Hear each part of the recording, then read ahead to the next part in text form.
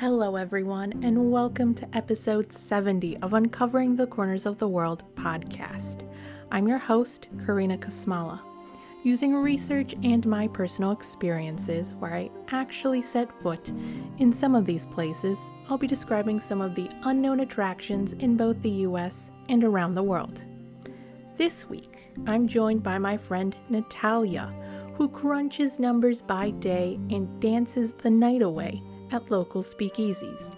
She shared with me her trip to Virginia, Maryland, and Washington, D.C. that she took back in March, and where she met up with our mutual friend, Natalia. What was your day-to-day adventure like? My day-to-day adventure, well, the whole time I was there, I stayed with a friend, our mutual friend, Natalia.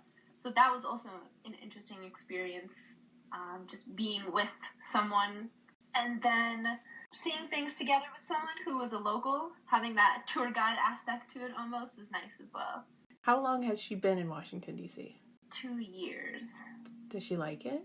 Yeah, so she's actually closer to Alexandria, Virginia.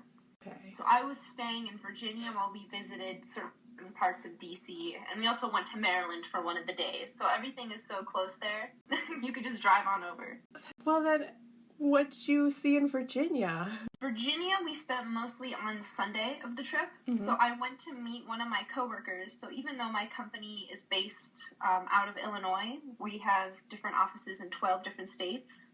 And so one of them is in D.C. So I met a coworker up that morning who works for our D.C. division. And so we had breakfast together in Old Town, Virginia. And then me and my friend spent the rest of the day kind of walking up and down Old Town, seeing all the different shops there. There's this kind of trolley bus that goes by every 10 minutes, and so we rode that a couple times. It just gives a nice view of all the brick buildings, and then all of the flowering trees were starting to blossom at that time too. So it was really nice against all the old quaint buildings. So after you visited the town and all its architecture, where else did you go? Mm-hmm.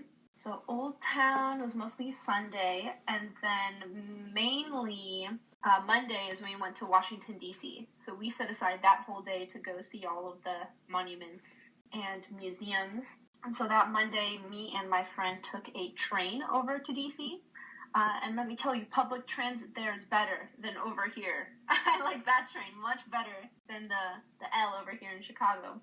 Much, much nicer. And so the first thing we did when we were in D.C. was look at all of the monuments. And I say look, but it was a lot of walking. My goodness, we did a lot of walking that day.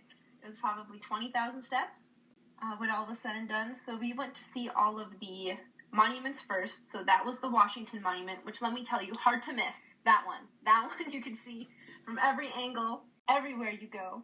And it was surrounded by all of the flowering cherry blossom trees, all of the pink ones. There's pink and white ones, but predominantly there in downtown DC were all the pink ones, and they just looked absolutely beautiful.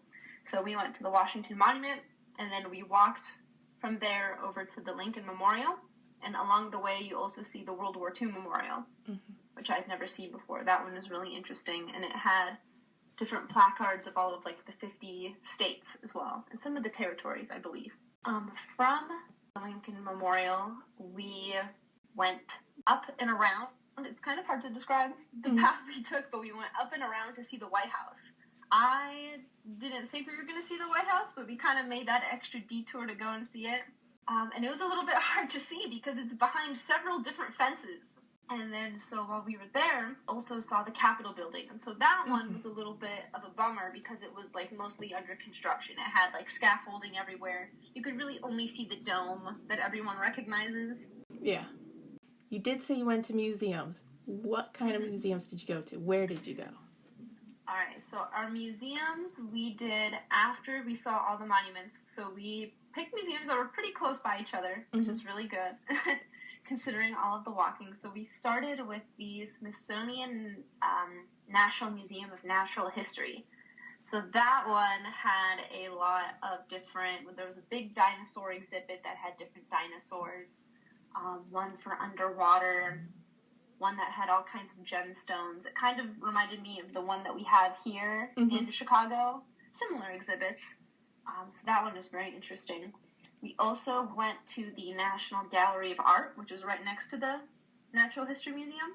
And so that surprised me very much. There were different kinds of like Van Goghs and Monets that I had only ever seen in like a textbook, and when I saw it in real life, I was like, wow, those ones kind of surprised me the most. I was like, it took my breath away a little bit to actually like see, like Van Gogh's self-portrait, especially like so iconic. And then we also went to the National Archives, so we got to see like the Declaration of Independence, Constitution, the Bill of Rights, all of them laid out before us. And then, last but not least, this one was a little bit out of the way, but I saw an exhibit that I wanted to see, but I went to the United States Botanical Garden. Ooh. That one was located right near the Capitol building, and they had an exhibit on orchids. That was very beautiful. The place itself is pretty small. They only had like a few like rooms off to the side, but the room with the orchids had like a nice flower arch that people were taking photos by, and it had all kinds of beautiful colors of orchids, so that I like to see. And then one that we didn't go to, but everyone talks about, is the National, Air and Space Museum. So that one is apparently one of the biggest ones, but it's currently under construction. Half of it was like scaffolded, the other half was open, but you'd have to get like passes beforehand. All of these museums were free, which is amazing. Really? Including Air and Space, but you just had to have gotten the passes, the day or two beforehand because they had such a limited amount due to the construction. When you said National Archives, I don't know if you're familiar with the National Treasure movie. Yeah. Me and Natalia watched the National Treasure movie the night before to prep for our visit to National Archives. Perfect. So not only were we looking at these documents saying, wow, it's so great that like our forefathers wrote this, but we were like, imagine the route that Nicolas Cage must have taken when he stole the Declaration of Independence. It's just mind-blowing. Yeah, you're like, I wonder if we could actually lift this case up without the alarm going off. Yeah, do I see the lasers and like the bulletproof glass, is it exactly how it was in the movie? They did have copies of the Declaration of Independence for sale in the gift shop, and they were like, just like from the movie when he buys his fake copy and switches it out with the real copy and gives it to the people who are chasing him. That part's always great. But don't steal the Declaration of Independence for anyone who's please don't. Don't. It's a federal crime, yeah. Or anything from any museum. That's after your museum trip. Where else did you go? So for that Monday, we were all tuckered out. I think that was after we did 20,000 steps. And so we ended up taking a train back home. And so that took all of Monday. It was all walking around, seeing the monuments, seeing the museums. And the next day, which was the last day I was there, was when we went to see the cherry blossoms. Mm-hmm. Was this at the garden, or was this just out in the open, anywhere around the area? So I'm not sure if this is like the designated place to see cherry blossoms, but it's kind of a little island almost. If you're going from Alexandria to DC, there's a main like bridge road, and then there's a little part that goes off into an island. And so me and my friend, we went there early in the morning on Tuesday because we wanted to get there before any crowds. And I think it wasn't exactly the day of full bloom, but it was probably 1 or 2 days before, very close to it. We knew it would be busy otherwise. So we went to this little island, and it's got a park called, Haynes Point Park. So at the top of this area, it's kind of like a road that wraps around this island, and then it has a golf course in the middle, which is a little bit strange. We parked up at the top of one end, and we walked the whole peninsula, and that was about a 2-hour walk. And the whole road there is lined with cherry blossom trees the entire time. It's just absolutely beautiful seeing all these trees, hundreds of thousands of trees it had to have been to line the entire way around. You did mention earlier, before I started recording, that you did go to a swing dance class. Mm-hmm. So that was actually on the first night I was there. So that was Saturday night. Flew in from O'Hare, got to Ronald Reagan, and then the rest of that evening was resting from the journey. I'm not a huge traveler, so I needed to take a little bit of downtime. And then afterwards, me and my friend, we drove up to Maryland from Virginia, which was about a 20-30 minute drive. And then we went to a swing dance at a place called Glen Echo. and it's kind of like a little fairgrounds is what it looked like. They had like a carousel in certain different buildings.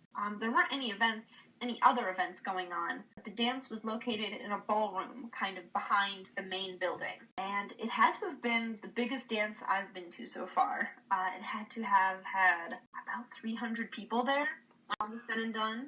When we did the lesson, we wrapped around the entire ballroom and just about filled it up, and then more people arrived later when the bands actually started playing. That was fantastic. Do you remember what bands were playing? Not off the top of my head, no. Okay. Just curious, because I know I'm assuming it's like local bands that play? Yeah, it's like smaller local, like swing jazz music bands.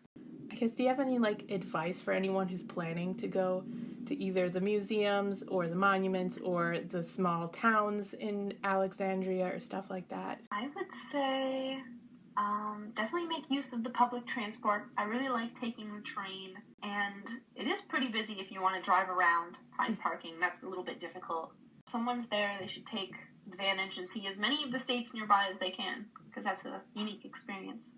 Well, that wraps up this week's episode of Uncovering the Corners of the World podcast. Thank you to Natalia for joining me on this week's episode and sharing your adventure with me. And thank you to the listeners who tuned in to watch this week's episode. Make sure to follow Uncovering the Corners of the World podcast on Apple Podcasts, Spotify, Google Podcasts, and wherever you get your podcasts. Have a great week, and I'll see you in the next episode.